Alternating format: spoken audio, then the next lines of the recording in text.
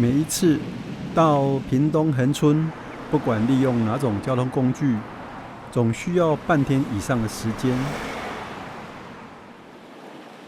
30几年来，重复造访的次数也数不清了。恒春海域是我认识珊瑚礁生态系的起点。可以的哈，好，下，可以哦，下喽。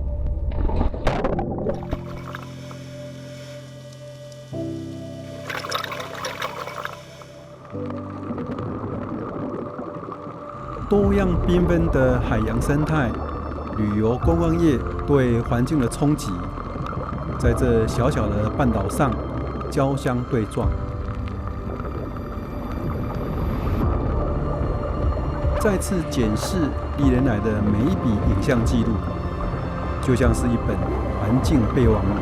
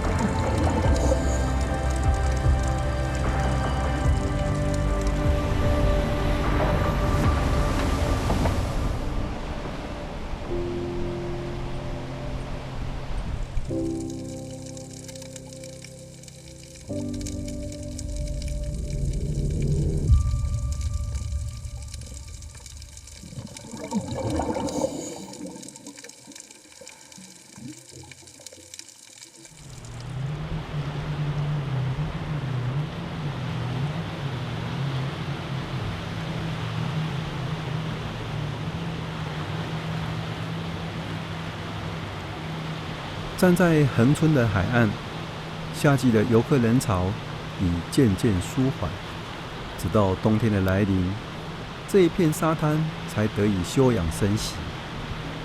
人们在不同的季节决定了海岸的风景。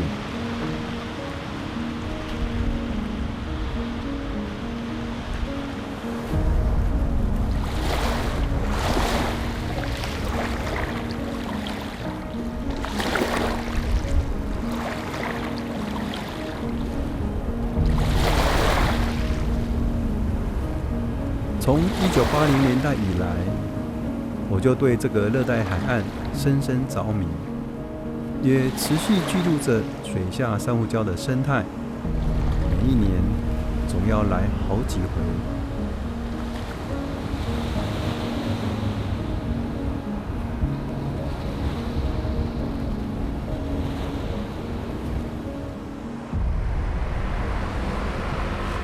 不过这次的目的不是为了探索海面下的内太空，请坐，请大家靠这边，然后大家一起来，而是要见证潜水教练蔡永春协助海洋研究半世纪的贡献，功成身退的一场仪式。来，1、2、3，好 ，OK， 蔡教练，真正是我们最大的荣幸，我能够代表我们珊瑚礁学会，还有国际台湾珊瑚礁会议来跟你致敬，颁这一个奖终身这个贡献奖。中午对，中午就去。对。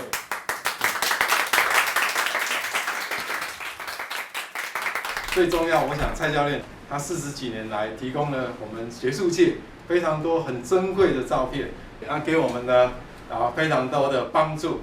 那除此之外呢，那他其实在珊瑚礁方面多年看顾我们的这珊瑚礁，给我们很多的资讯，给政府也很多的建议哦。蔡教练，谢谢你，台湾有你真好。没有。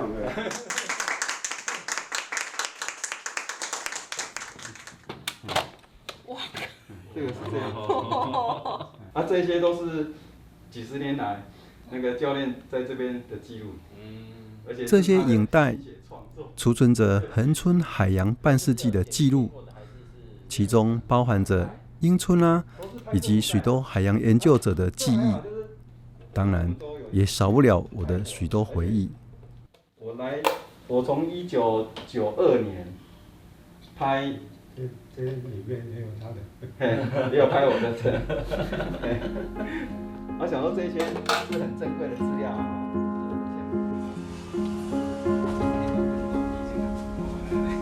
等下，咱要落来看倒去，才先看迄个马尾藻的森林。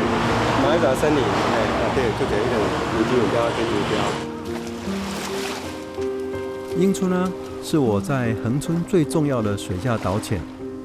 30几年来，我们一起记录着恒春海洋环境的兴衰。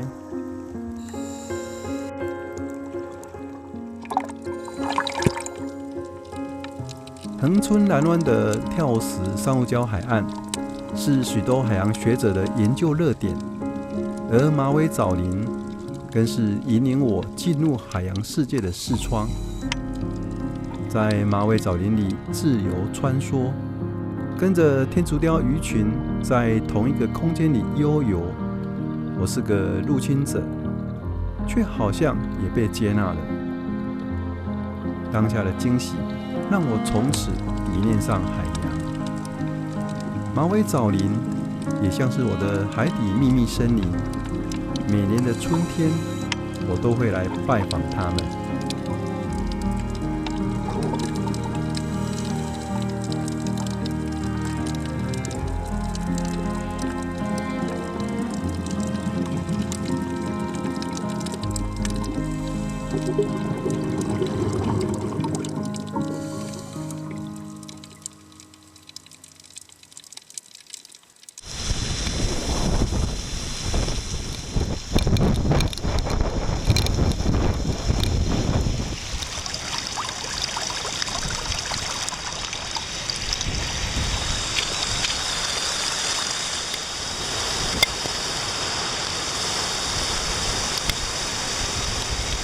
有一天，台风豪雨之后，英村他跟我说，许多活的珊瑚不见了，马尾藻林也有可能会消失。那个戴老师，这个气瓶没有绑好，因为捞起啊。哦，难怪我这个掉下来。我们今天因为听那个田野调查工作专家啊，那个蔡老师说，这边的那个珊瑚啊被泥沙覆盖了。那所以今天也特别呢，请那个戴老师啊，带我们下去看看现在那个珊瑚受损的情形。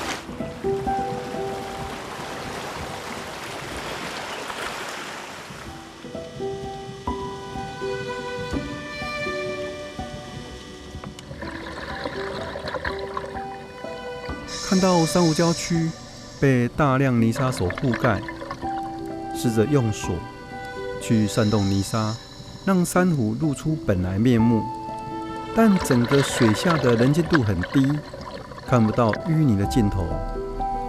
马尾藻林茂密生长的区域，就像没有生命的海底沙漠，很难相信眼前所见，也无法形容心中的哀伤与愤怒。这满手的黄土泥是来自陆地的开发。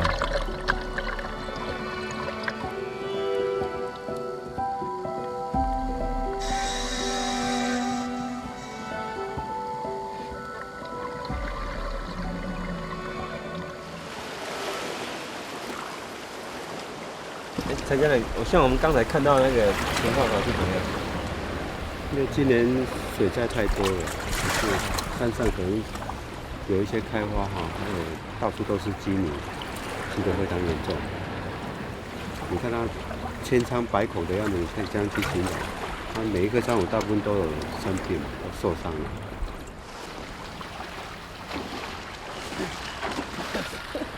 老师小心。老师要跟我们讲一下下面的那个状况。等一下，状况。现在看起来最主要的是陆地的泥沙冲刷，然后堆积在珊瑚上面，就是沉积物的覆盖，是造成珊瑚死亡的一个最重要的原因。台湾附近海域的那个珊瑚礁，最近几年都面临着非常大的这个沉积物污染的一个冲击，那肯定是尤其严重，因为垦丁珊瑚礁紧靠着海岸，而且现在陆地的开发非常的严重，非常的密集，又没有做水土保持的这个措施，所以珊瑚礁难免是受到最大的冲击。恒春是台湾人夏天戏水、冬天取暖的圣地。那我们真心的了解它、疼惜它吗？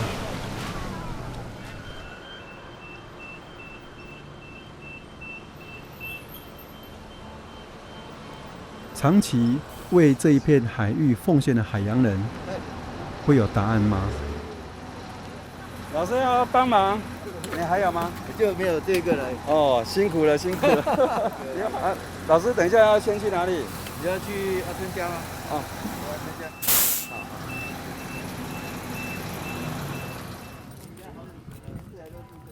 72年啦，72年退伍啊，第一次来这里就听了退伍跟蓝老师来潜水的时候就看阿春啊。阿春你民国几年开店？不是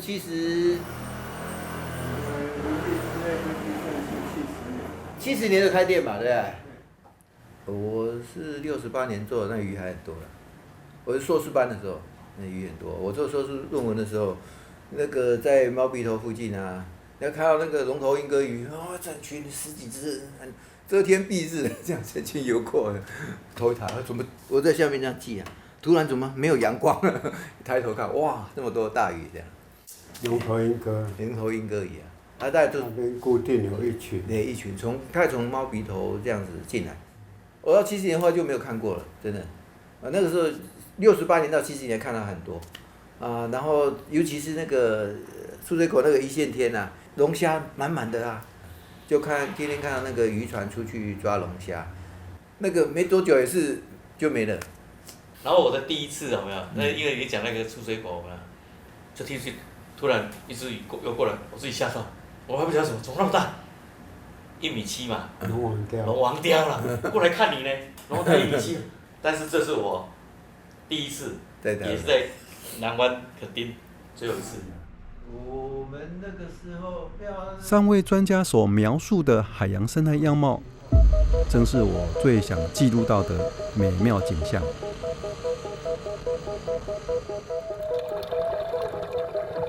等一下，主要的前点是就是那个独立礁。独立礁，对，它独立礁就是一个有点椭圆形的那个狭长的，上面到8公尺，6公尺到8公尺。那个一个北面跟东面一个峭壁嘛，一直下去就要30公尺、32公尺。那表面上就很多软珊瑚啊，礁壁上很多柳珊瑚啊，它底下有很多那个蕈珊瑚，像台湾特有种台湾蕈珊瑚就在那边。这一次是跟着台湾最重要的珊瑚分类学者戴畅峰老师搭船出海进行生态基础调查。今天去看一种台湾新纪录种，新纪录台湾蕈珊瑚，戴老师发现的，所以用台湾去命名。就是这种珊瑚是要冠台湾的名字，冠台湾的名字。Made in 台湾，可以的，可以的，抬着机，含着。OK。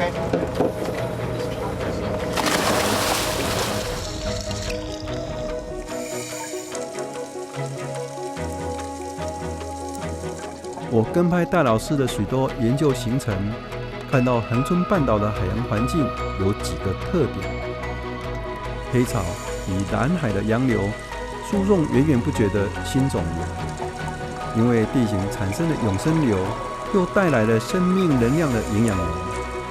这得天独厚、巧妙的物理化学作用，造就了恒春海域丰富多样的珊瑚礁生态系。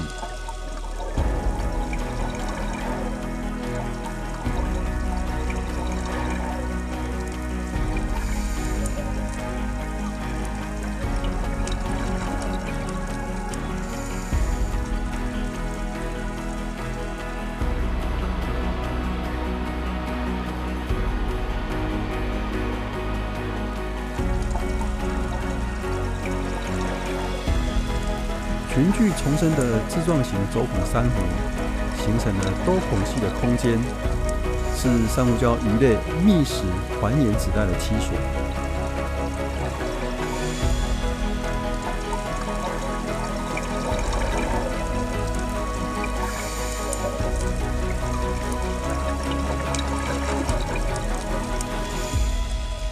在团块型的珊瑚礁区域，有底栖型生物。车鳍贝、或是相当少见的闪电贝。珊瑚贝壳碎屑与沙质混杂的海床，形成立体多样的海底环境，也是许多生物的餐厅。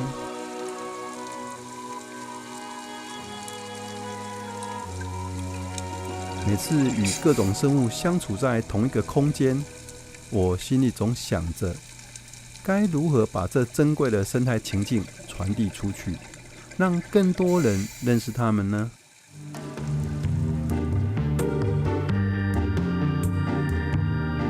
观众朋友晚安，欢迎收看公共电视《宝贝海洋》陪珊瑚产卵实况转播。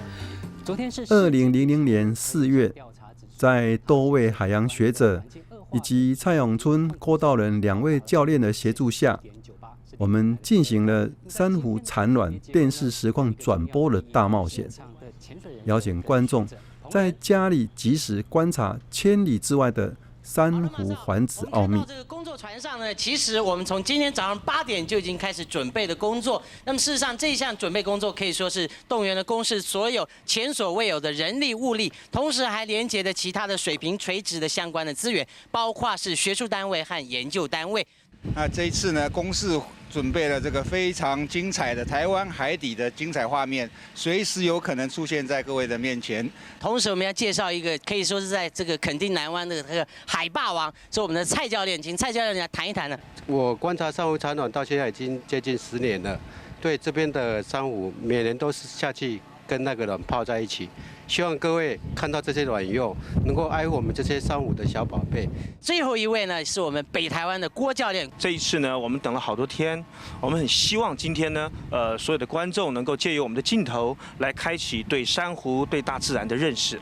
我们台湾海域的珊瑚大概有300种左右，那就是这个300种大概都出现在垦丁海域，所以全世界珊瑚也不过是700种，那所以说起来，我们台湾珊瑚算是种类很多的。但我记得我小时候在画画的时候呢，特别是画到这个跳出来，这一颗，还跟着它上去。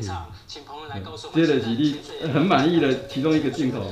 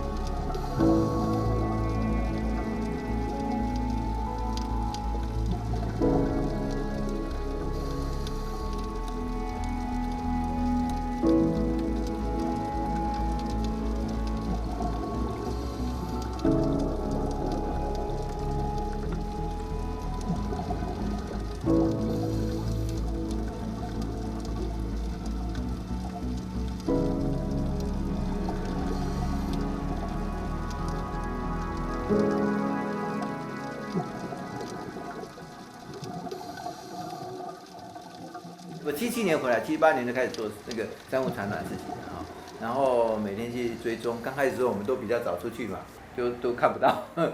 首先看到是它，就是说看到珊瑚产卵，我们就天天不甘心就往后一点一点，后来才知道说7、8点才产，不用这么早出去。我们以前5点就出去，快没气了，回来就看到。以前以为天天就有产卵。后来我后来没有再追踪这个珊瑚产卵了。我大概前面有大概做了差不多10年了。后来没有在做的时候，他继续在做啊，每年都记录哦，每一次珊瑚产卵开始产卵之后，他就下去记啊，就照哪些种类啊，这个时间啊，先后次序其实他都很清楚啊，哪些珊瑚先产卵，哪些后面产卵，他都很清楚。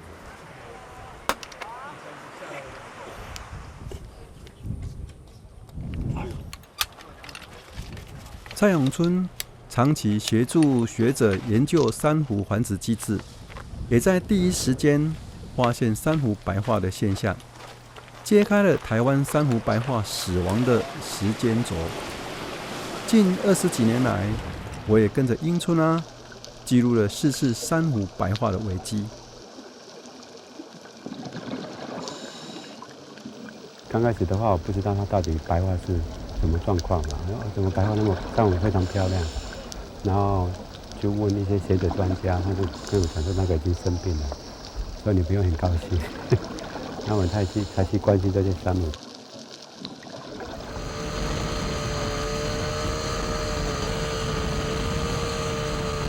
以垦丁海域的珊瑚来讲，我们第一次看到白化是在民国75年到77年，那时候是刚好核能3厂刚开始运转的时候啊。那时候白化的一个小范围是在出水口的它排水口的旁边，大概就500公尺这个范围里面。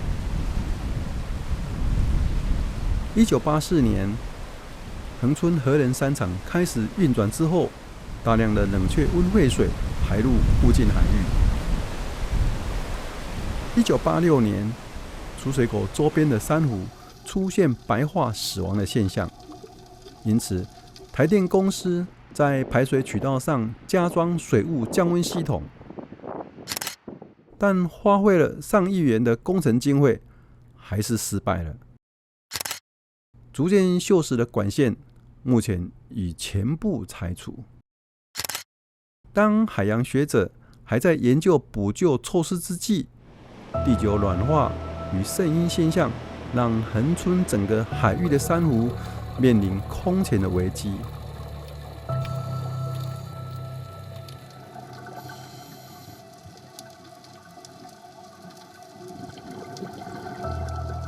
哇，好白好惨哦！好惨的原因哦，因为我持续下去看哦，因为最近水温特高了，所以它潜的地方的珊瑚差不多有，我刚才看一看，应该有至少有80%以上已经生病了。白化是生病嘛，它越来越白就等于病越来越重。你下次要来这边可能没办法去看到珊瑚，潜的地方可能珊瑚都会死光光。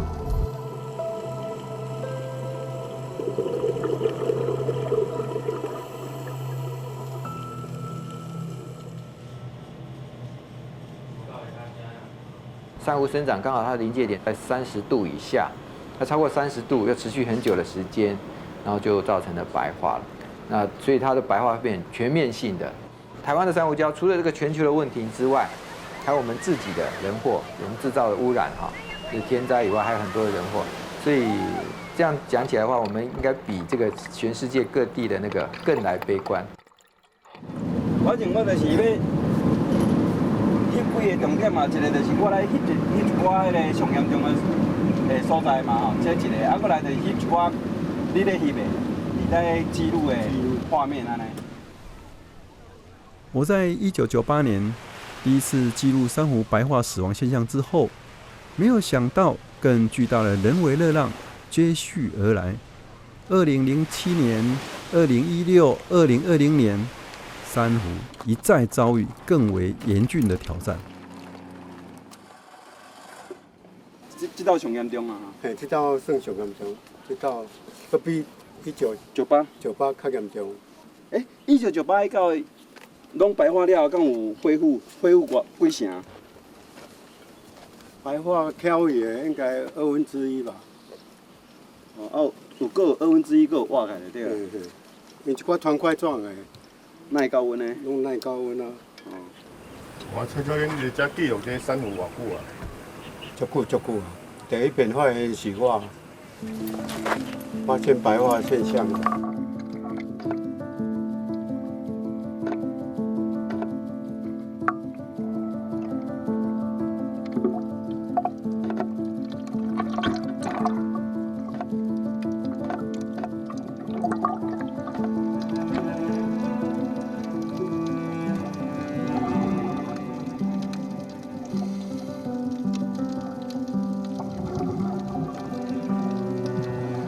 这一次白化当然是温度了，因为以往的温度没那么高，以往都到30度就差不多在白化，这次甚至到32度，32.5。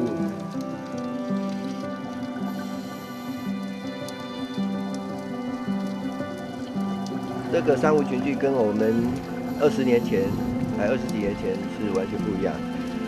主要的珊瑚都改变，以前大部分都是轴孔珊瑚，分支状的轴孔珊瑚，现在大部分都是那种表孔珊瑚啦，还有脑纹珊瑚，还有一些锥孔珊瑚那些，所以跟原来种类不一样。而且这些珊瑚就看起来显然是比较耐热的即使它比较耐热那上面都有很多的那个寄生虫比如说那个藤壶啦，或者是可能是寄生的脑鼠类这些，所以它上面长得非常不规则，跟以前那种健健康康长得一大片这个样子是显然是不一样。时间是检验人类行为的一把尺，人的生命尺度无法完全见证生物演化的长河，但人类破坏自然的行为，正是一面残酷的镜子。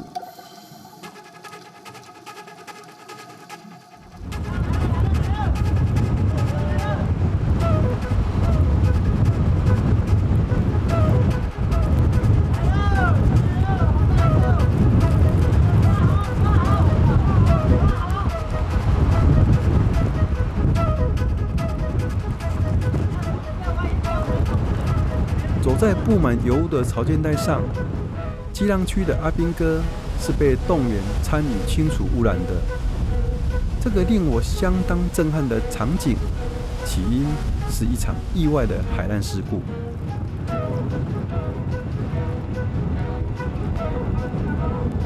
目前状况紧急救难，紧急救难，全船人员救难出港部署，救难出港部署。大概在10点钟抵达这个船的旁边的时候呢，那一条船已经是左倾了，那边的浪呢，大概有8到9级，是相当恶劣的这个环境。那个浪呢，一波一波的来，由于相当大，我们前甲板的同仁呢，在他浪冲过来碰到这个阿马沟斯这条船的时候，激烈震荡之下，所有人通通倒地了。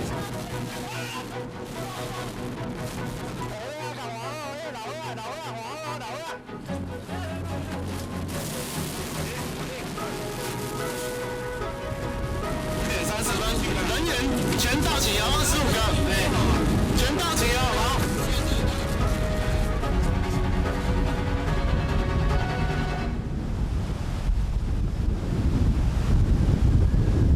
希腊籍的阿马斯号货轮在垦丁国家公园的近岸海域搁浅，泄漏了1000多吨的重油，造成了台湾史上第2大海洋油污染浩劫。这个伤害是非常大，因为它事实上这个龙坑生态保护区最精华地就是这一段了。然后这个地方现在到处都布满了油污嘛，很厚的油污，所以对这个珊瑚礁景观破坏非常大，对那个潮间带的生物也造成一个很大的浩劫。油污染对于潮间带的伤害无法准确估计，而海面下的灾难外界也难以掌握。蔡永春也有机会就前往事故现场做记录。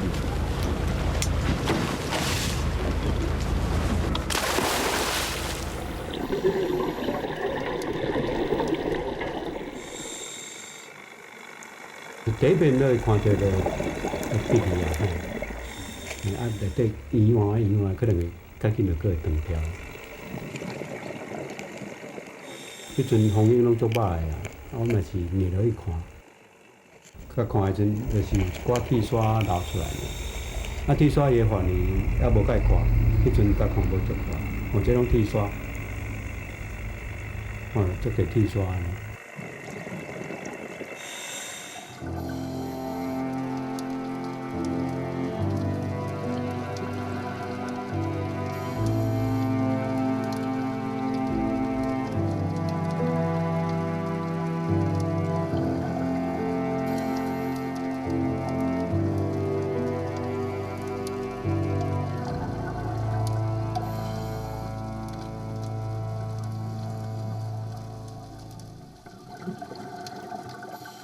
阿马斯人它本来是沉在那个差不多20米的地方，因为经过2个台风来以后，它就被打断掉了。它中间那一段可能还残余留在20米的地方，可是它的船头跟船尾已经向岸边已经沉在差不多7、8米左右的深度而已。如果再来几个强风的话，它可能整个就会解体。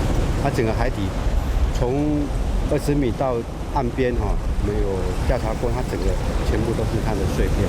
最怕有一些它不是固定的东西，它会在那边滚来滚去，滚来滚去，然后会上会有机械性的破坏。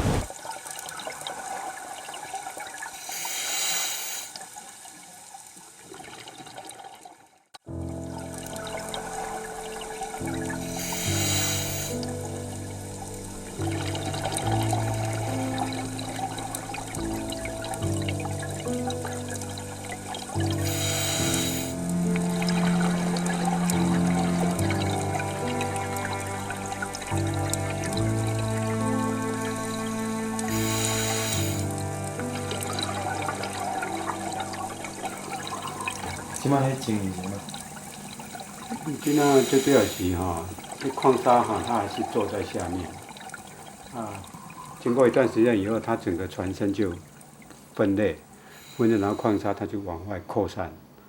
矿砂的面积非常大，那游了差不多5分钟，还是一样都是矿砂。整个船体它已经4分5裂了。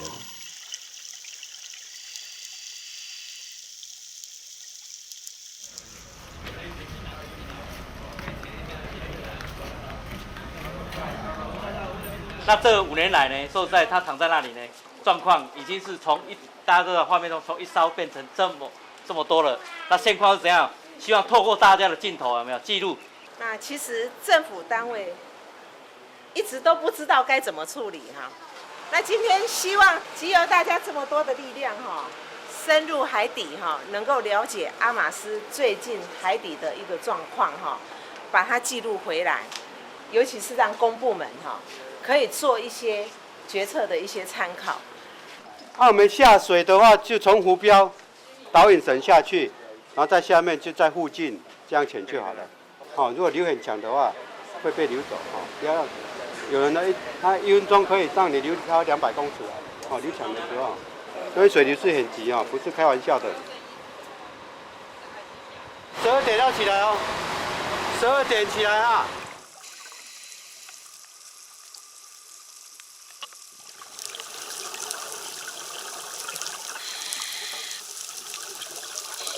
阿马斯污染事件凸显了台湾海洋污染防治紧急应变的缺失，以及环境基础调查研究相当不足。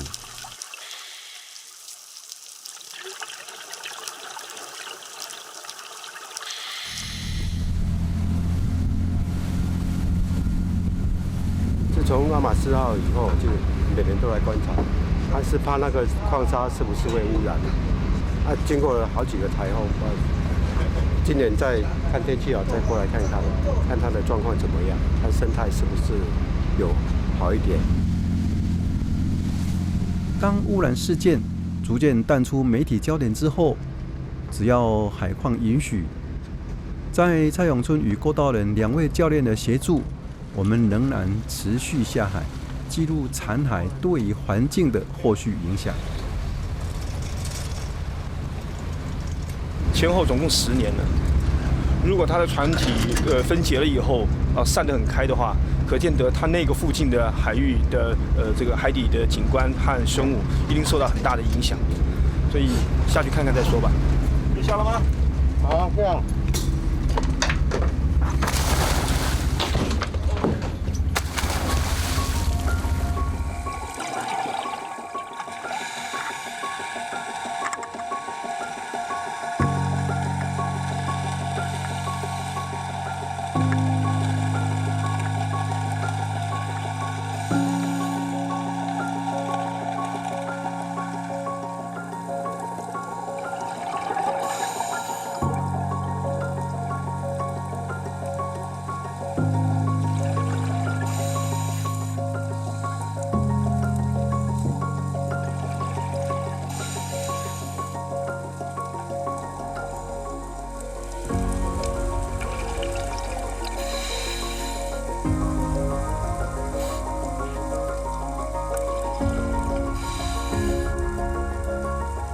破碎的船身依然威胁着珊瑚礁生态系。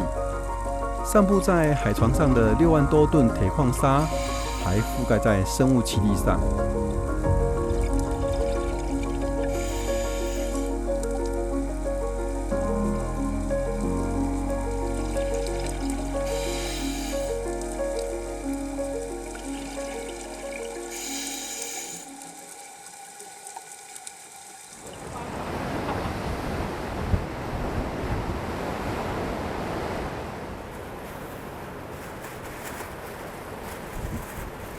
那曾经受到严重油污染的潮间带呢？20年后还有残迹。现在看到了这个就是高位珊瑚礁的凹槽，然后就会有蓄积一些那个当时的油污哈，现在已经20年后交结成类似柏油，已经硬化了哈。我把阿马斯污染事件当作环境变迁指标之一。也以陆蟹生态作为人跟环境的关系来记录。每年夏季月圆期间，我跟英春与郭教练会在珊瑚礁的潮池中等待海洋生态系的另一场还原盛会。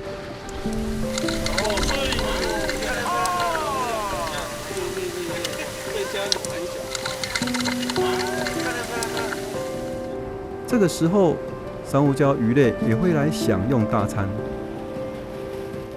那它这个蛋要孵化的时候呢，它只要一碰到水的话，它的蛋壳就会破裂，幼虫就会孵化出来。长期研究陆蟹生态的刘洪昌老师，经常带着我们在恒春半岛记录生物栖息环境的种种挑战。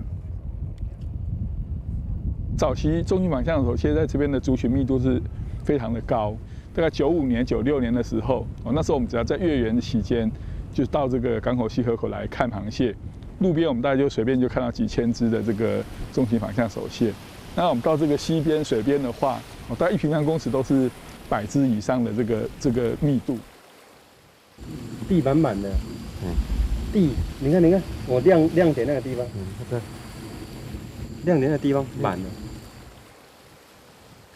那时候我们随便带人来这边港口西河口看螃蟹，每个人回去之后就是告诉我们说，今天是他这辈子看过最多螃蟹的一天。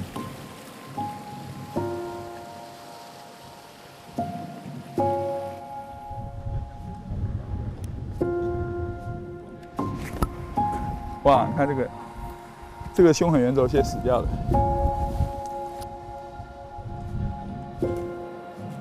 我那时候最多一个晚上是有看到5只野子蟹。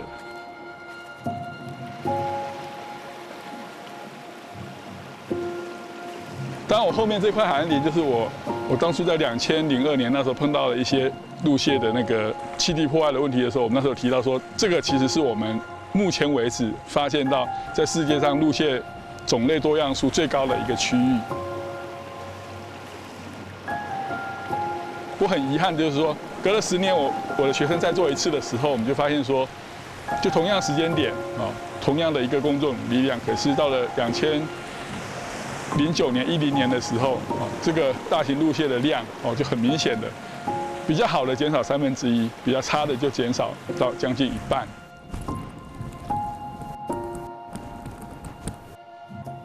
在这里。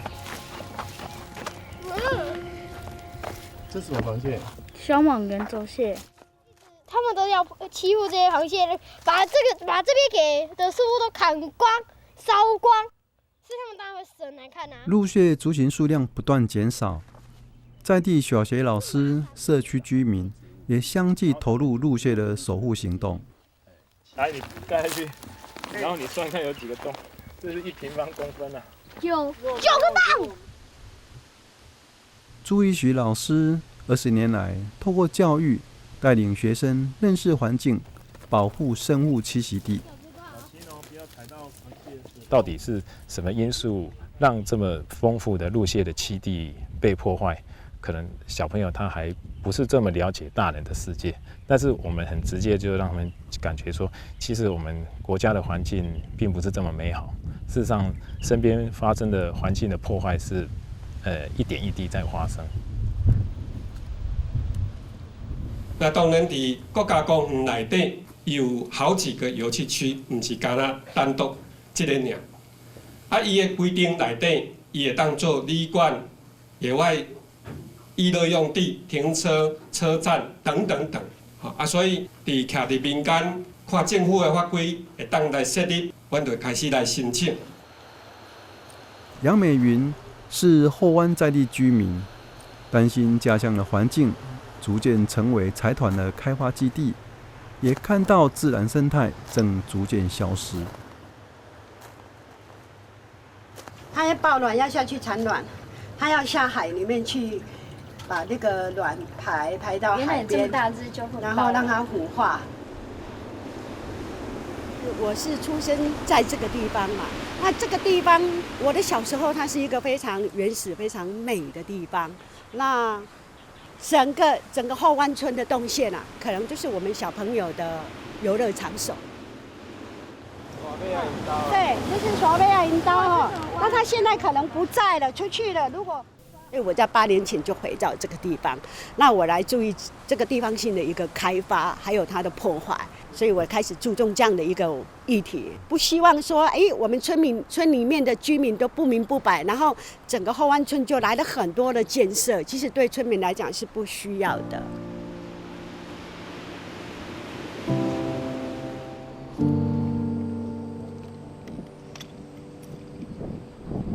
我大概是6点从家里出门，然后从港口海前大桥一路调查到沙岛，再到船湾石，再折回来。古清芳长期协助学术界进行陆蟹生态的调查，发现陆蟹的陆杀问题已相当严重。有点爆卵的呢。我这一只就是毛竹圆轴蟹。这连公母都分不清楚了，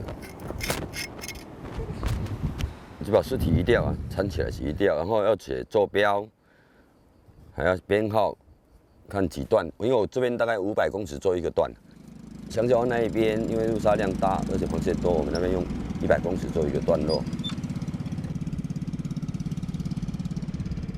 这只澳式爆卵的，所以这样一压就30千个小生命就消失了。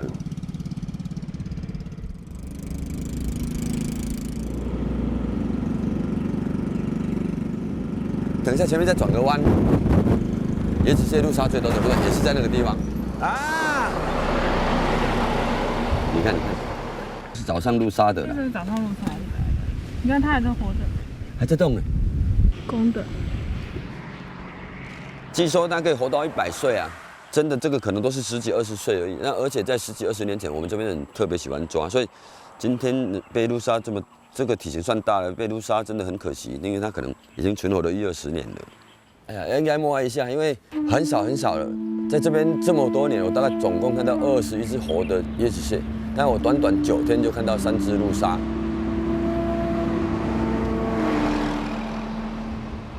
很高兴你们今天来参加车城湾绕路护蟹的活动。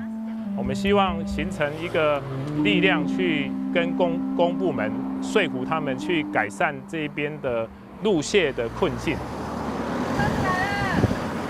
你要跟他们说啊，让他们知道有人在这里啊。对，要举手跟他们说有人在这里。对，你看他们要停，他要转了吗？好，他转了。谢谢哦。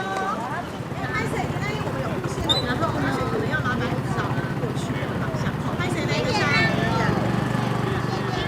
因为这边长期陆杀非常严重，我们希望说透过邀请民间的志工一起来这边，让陆蟹可以过马路。那是一只陆蟹，不好意思，这边有一只陆蟹，这是一只毛竹圆轴蟹，看前面有没有爆卵，有哎，不好意思。小 baby， 里面有一只小猪蟹。那是沙蟹哦，这一只。好，来。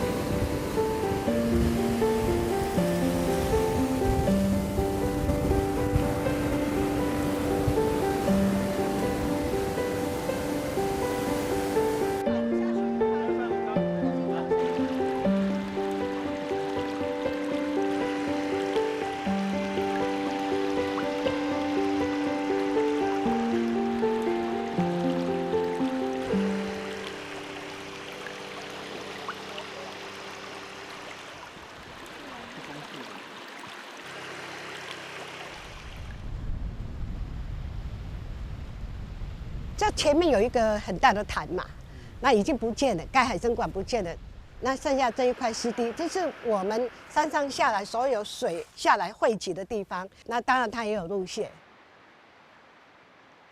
为后代子孙留下。在后湾这边还有一片绿地跟路线保护区，对我来讲是我觉得是喜悦的。你看，这有陈老，这里有好几只陈老哦，跑进去了。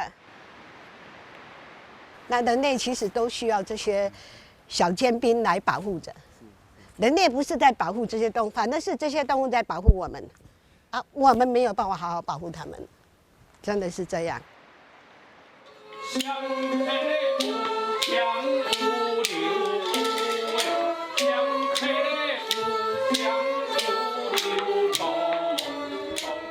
慢慢我年纪也大了，那其实我觉得用爆冲的一个方式，那是一个方法。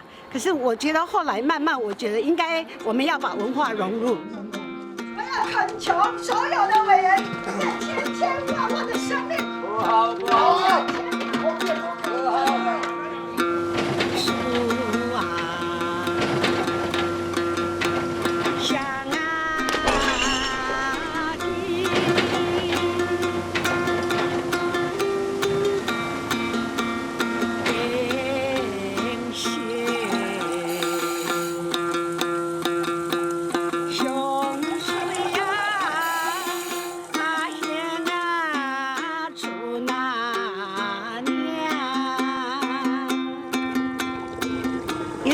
目前大家都有一点点回不去的感觉，就像我们现在在做的，我希望透过文化，然后来讲述更多的有关恒春这一块土地的故事。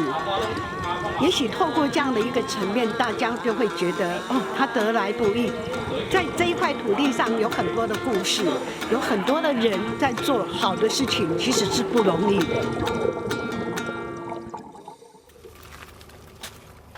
蒋父无来啊？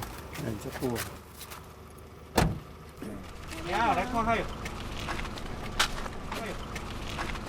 今天哦，我照了一张那个海洋示范机，有没有？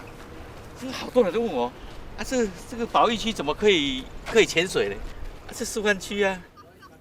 这记得是恁两位促成的吼？催生的啦。因为迄阵国家公园有保护区嘛，啊，拢无切实在保护。那我们就用当地的力量把它催生了。保护珊瑚礁生态最有力的目标，大家希望恒春海洋环保志工队能成为台湾各地海洋保护的标杆，也能提升海洋生态旅游的品质。因为这边是一个很天然的蟹舞，很天然的蟹舞，这个蟹舞可能是珊瑚礁蟹舞，可能台湾可能只有这个地方而已。早期的业者他都没有想到说我们的钱是在海底的东西，那早期他只是说有客人来就好了，啊，他们就发觉到鱼越来越少，生物越来越少，然后客人也都流失了，所以他们才我们一直跟他讲的，他们已经共识到说这个不留下来不行了，真正的基母是在海底的生物，因为大家共同努力把这个区域保护起来。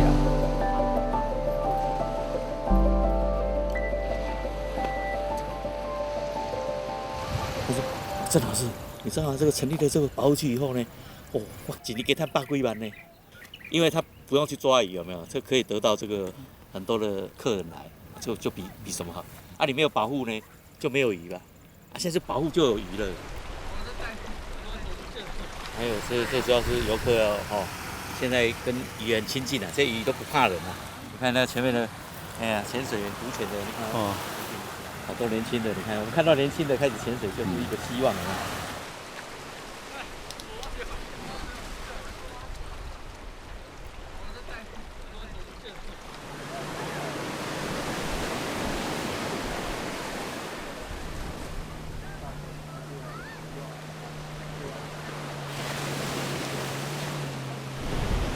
老师，这个地点呢，是不是你观察最久的？可以算是观察最久了。对，以前阿春店就在这里啊，我们就做了装备就这样下去了，很方便。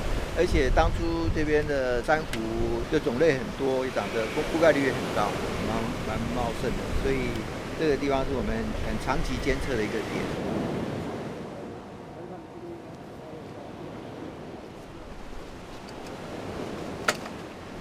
今天会有想要看什么吗？就是看看这边的珊瑚群聚啊，还有生态的变迁，到底发生了什么事情啊？因为经过了30几年，里面的变化很多，所以我们想稍微了解一下产生了哪些变迁。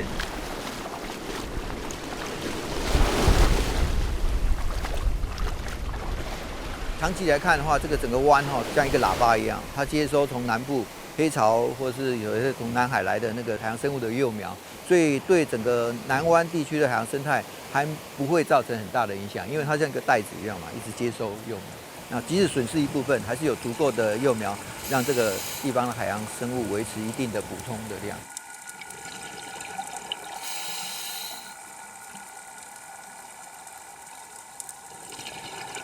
珊瑚礁还是会复原，你给它时间，不要给它持续的破坏的话，它还是会复原啊。不管怎样，这个珊瑚礁应该还在地球上，我觉得还是会存续下去的，因为它已经存续了这么久啊，应该还是会存续。即使人类消失了，它还是会存续下来。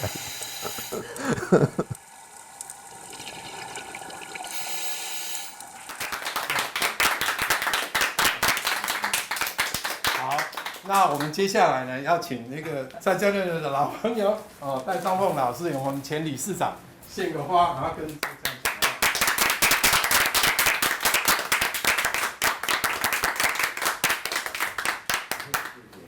今天是很高兴有这个机会来跟蔡教练献个花他算是我恩人，真的。我们这个海洋界开始借重蔡教练的这个技能知识来做海洋研究呢，最早是杨老师，就找他帮忙然后我在72年就第一次就跟杨老师在潜水就遇到他嘛就是他帮忙。那我记得很深刻，就是说杨老师跟我讲一句话，第一个蔡教练呢，他对海洋、对摄影、对生态很有 sense， 很有天分后来我73年出国去念书嘛，但是我总要有人帮忙因为我大部分时间还要在那边只有寒暑假可以回来所以蔡教练就帮我很大的忙，等于说是我如果能够毕业的话，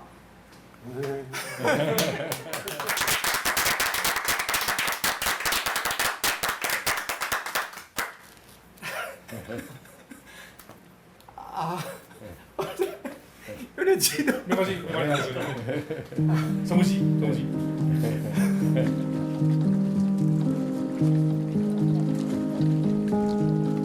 后来真的是我的学生还有很多人都收这个蔡教练的帮忙那大概就一代传到第六代一直到我最后，前年在做退休之前1年在做商务图鉴，都是他在帮忙那他帮忙做完以后我退休了，他也退休了所以他对垦丁海洋的了解，他的知识非常的丰富，对我们学界呢帮助非常的大所以我要祝他以后呢也是你看大家愉快这样子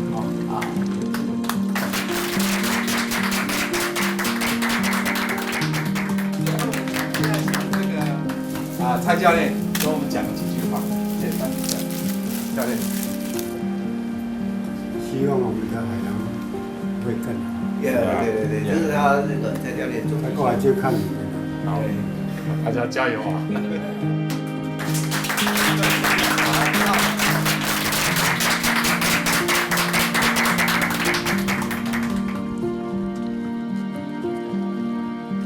我尽量站在不要悲观的立场来讲大家只要想法对就好，大家的观念对就好。我们认真的去做，认真的去保护，还有国家公园一起去推，这样的话，这个环境应该会越来越好。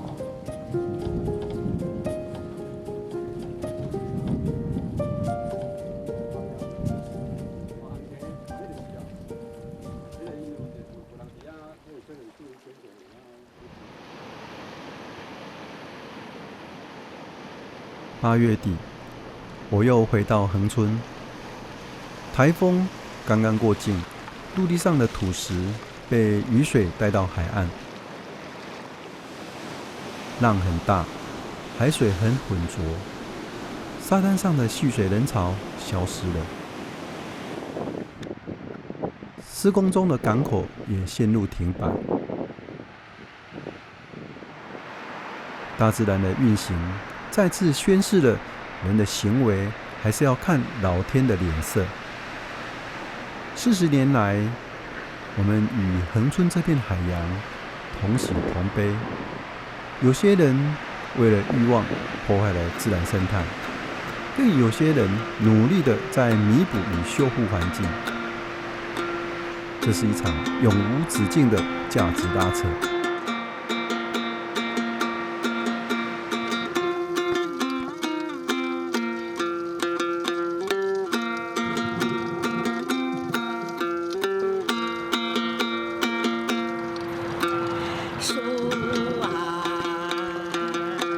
在载浮载沉中，唯有奋力地朝着看不到的理想海岸前进，靠岸。